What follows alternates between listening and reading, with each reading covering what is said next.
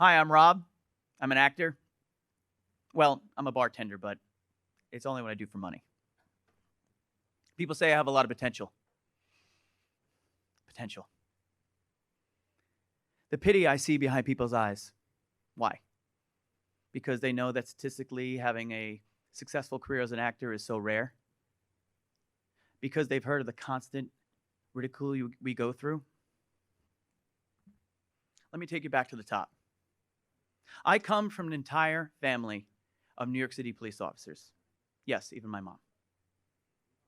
A family with a practical mindset, and they were practical people, where you'd have a job for 20 years, have a house, a pension, and good health insurance. You'd be, as my grandfather would say, comfortable. I was a kid who'd play G.I. Joes in his basement. I was picked on and picked last. I didn't have many friends, but that was okay because I could always entertain myself.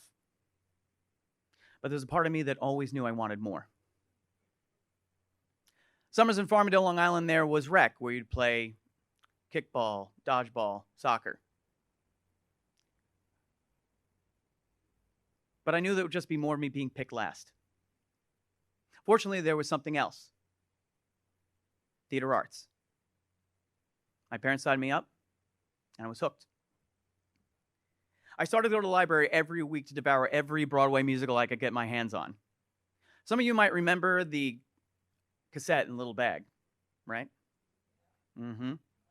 Pippin, Godspell, Grease, Jesus Christ Superstar, Les Mis. To avoid ridicule and the occasional kid with a lacrosse stick tripping up in the hallway at school, I used to take dance class 5 towns away. There I felt safe, valued, and picked first. Things started to feel easier, so after high school, I auditioned for the theater department at the Hart School of Music, and I got in. I'd finally found my people, my community. All I had to do was show up. Then I moved to New York, and that became a reality check that I never could have imagined. The talent pool was deep. I found some luck with small shows, but I also got a job at the Soho House as a waiter. But for the big show, Broadway, my phone was not ringing. One night I ended up at a private house party, as you do after work in New York City. Cyndi Lauper was sitting side saddle on a piano bench singing time after time. My friend playing the piano asked me up to sing. When I was finished, Cyndi turned to me and she said, "What are you doing waiting tables, honey?" I didn't have an answer for her. For the next decade, life was a lot like this. Jobs that were adjacent to the goal, survival jobs. For instance, I was a auto show rep for GM, where I would travel to different markets and present cars for them across the United States. Not quite been on stage, but pretty close. But as I was presenting the script, the memorized script, I would freeze. The words wouldn't come out of my mouth, and it wasn't too long before they took the mic out of my hand. But that was okay, because I was asked to play the lead in a new musical workshop that was slated to move off Broadway. Back on track. This is more like it. But as time crept closer to opening night, I found myself forgetting my lines like I did at the auto show. I was dealing with the same fears and anxieties that now manifested as fights with the creative team. And when that show finally moved off Broadway, I was replaced. I was devastated, I was embarrassed, and I felt betrayed. What is going on? What's wrong with me? You see, even if there were opportunities, I wasn't hitting my marks. I forget my lines, or my singing voice wasn't fluid. And it was frustrating because I knew that I could visualize it in my head.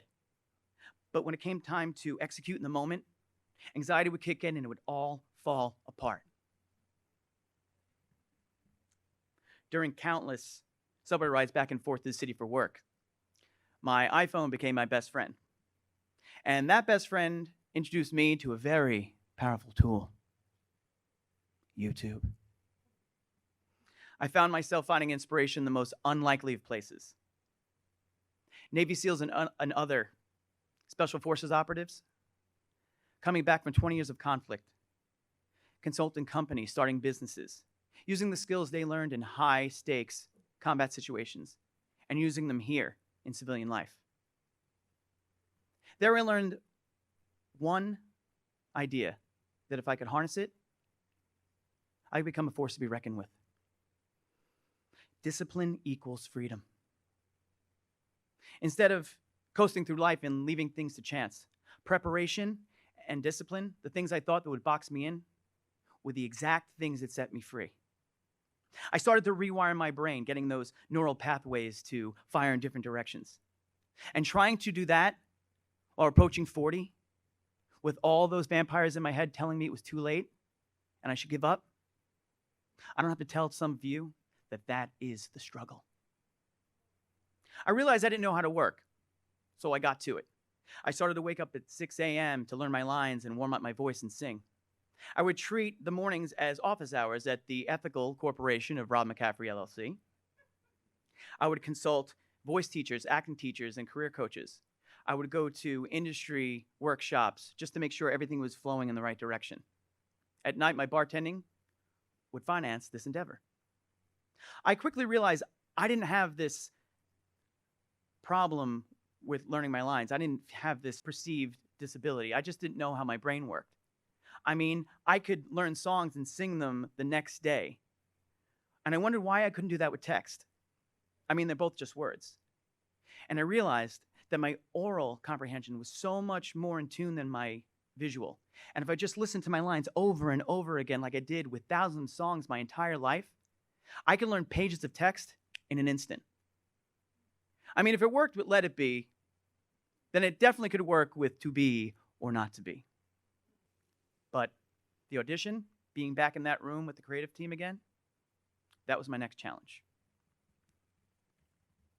Michael Keaton, you know, Batman, talks about how he was going about auditioning all wrong. How when he finally figured out that he wasn't going to the audition to get the job, but that the audition was the job. Getting the job wasn't the point. The point was he didn't have to get the job. He already got it. And so he went there ready to work. I started to adopt this concept. And by taking control of the things I could control, I could stop worrying about the things I couldn't. I could be in the moment, present.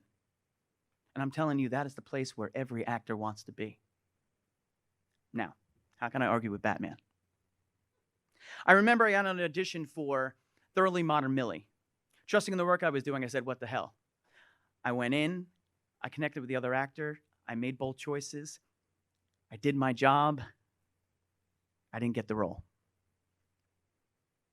To this day, I can't remember what I did in that room. But the one thing I do remember is when I walked out with the other actress, she turned to me and she said, you know, I've done this show 4 times, and that was the best take on Jimmy I ever heard. No, I knew I was on the right track. After that, I booked the national tour of Motown the Musical. A year later, I was in a fantastic production of The Sound of Music with other Broadway actors. Small steps towards the goal, I thought it was finally time to join the union, Actors Equity. I had the confidence, I had the momentum, and I knew that it would only be a matter of time before I was signing my first equity contract. That was in February of 2020. And we all know what happened next. COVID shut down the theater industry for more than 2 years. I was living in exile on Long Island, mowing lawns during the pandemic. All the ways I knew how to make money previously were gone. Auditions were online. I could learn the new thing that everybody was doing of putting myself on tape. But the magic of the in-person audition was gone. I found that momentum slowly fade away. To be perfectly honest with you, I haven't been in a full stage production in over 3 years. I'm not here tonight to tell you a story about somebody else's idea of success.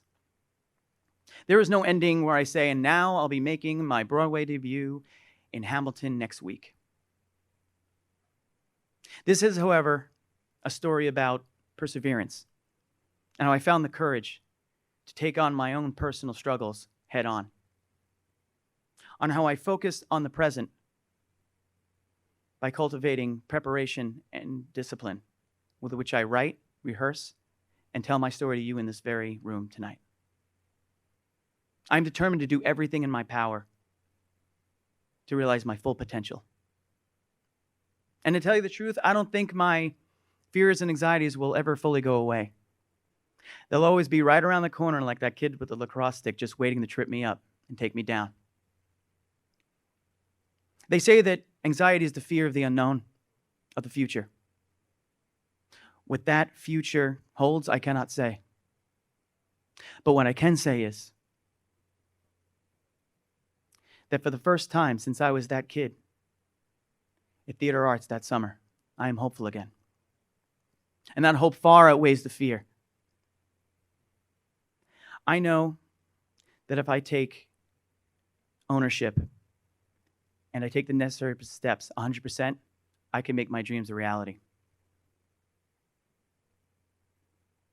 And I can be more of my true self. I know that I'm still a work in progress. But what I found is the roadmap to being, at long last, and undeniably free. Thank you.